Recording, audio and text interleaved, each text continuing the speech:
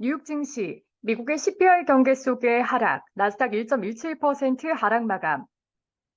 뉴욕 증시는 다음 날 나오는 7월 소비자 물가 지수 발표를 앞둔 경계관과 바이든 정부의 대중 미국 투자 제재 소식 등에 하락했습니다.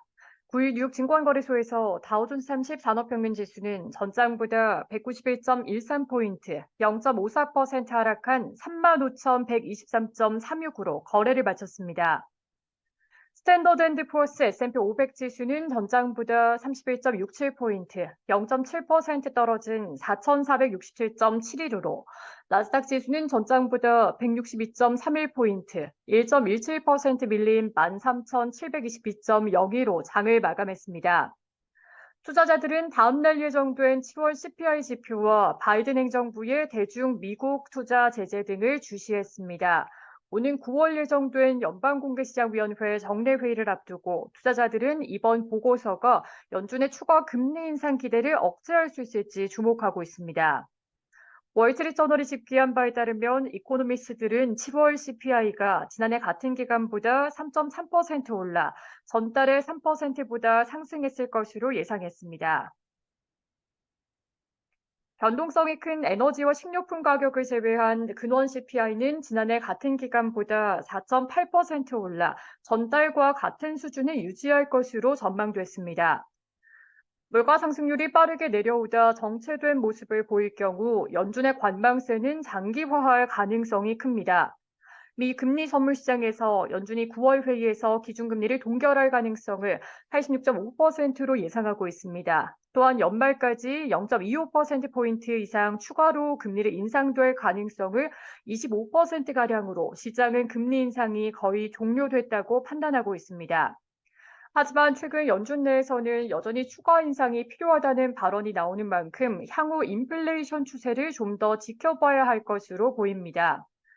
바이든 행정부의 대중 제재가 지속되는 점도 투자에 부담을 주고 있습니다. 이날 바이든 행정부는 사모펀드와 벤처캐피털 등 미국 자본이 중국의 첨단 반도체와 양자 컴퓨팅, 인공지능 등 3개 분야에 대해 투자하는 것을 규제하는 행정명령을 발표했습니다.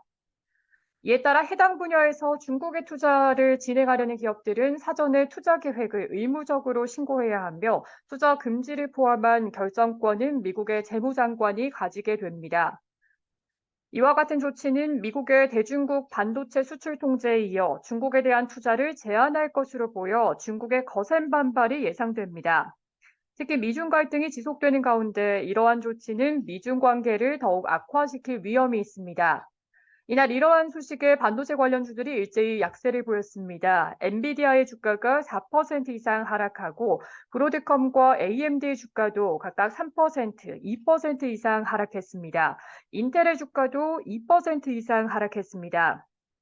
S&P 500 지수 내 기술과 통신, 임의소비재와 금융, 자재와 산업 관련주가 하락하고 에너지와 부동산, 유틸리티 관련주는 상승했습니다.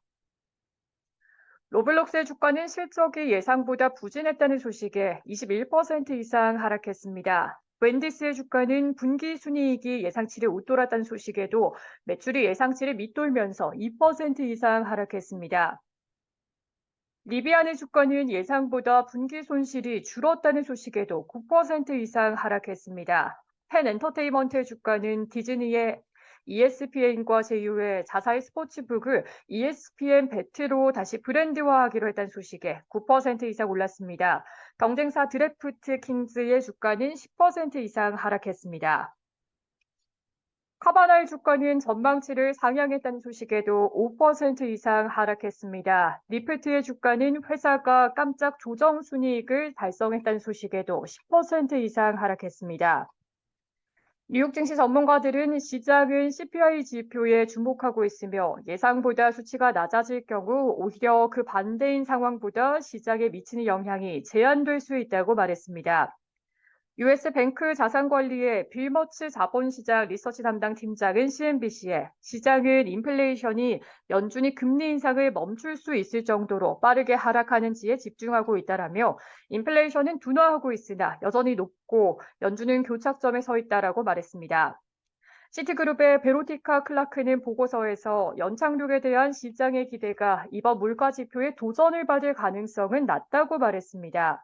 그는 시장이 올해 추가로 8bp가량의 금리 인상만을 가격에 반영하고 있지만 강한 경제 지표가 단계적으로 금리 인하 가능성을 낮추는 만큼 근원 CPI가 전월 대비 0.1% 오른 데 그치면 이는 시장의 예상치를 웃도는 것보다 더 제한적인 영향을 줄 수 있다고 말했습니다.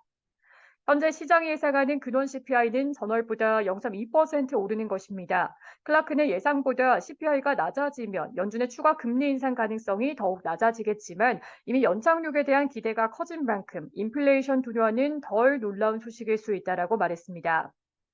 시카고 옵션 거래소 변동성 지수는 전장보다 0.03포인트, 0.19% 하락한 15.96을 기록했습니다.